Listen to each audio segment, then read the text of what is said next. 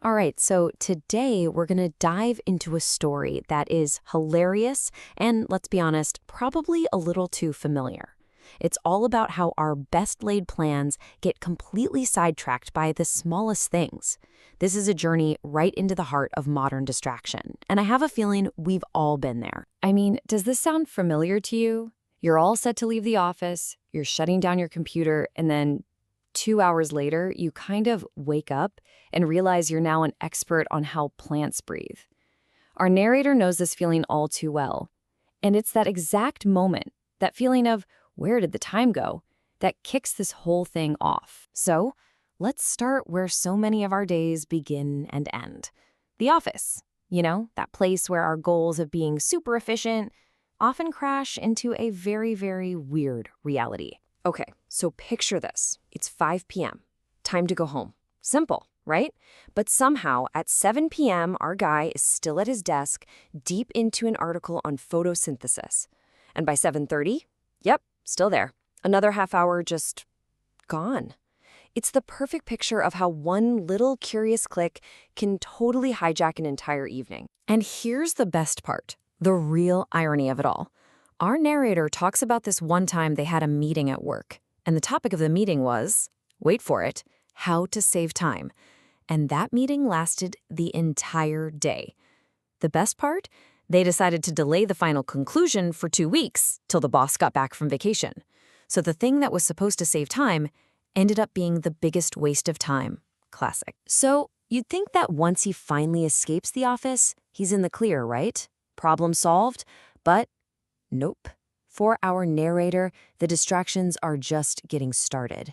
The trip home becomes its own wild adventure in procrastination. So he's on the bus, and he sees this little poem stuck to the wall. And instead of just, reading it, his brain goes into overdrive. He's trying to find some deep, cosmic meaning in it. Is it a metaphor for life? For love? He gets so wrapped up in his own thoughts that he sails right past his stop. Now, what's the first thing you do when you realize you're lost? You pull out your phone and open the map, right? Seems logical?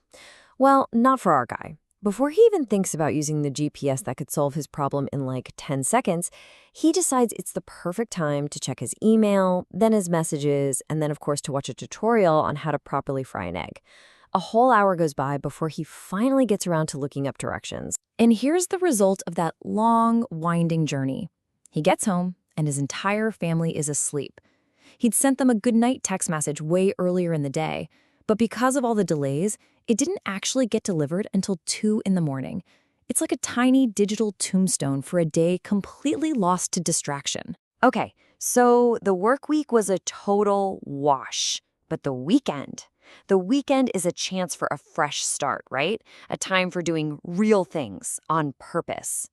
Well, let's see how that goes for our narrator. So the plan was awesome, wholesome even. Wake up early on a Sunday, go fishing. The reality?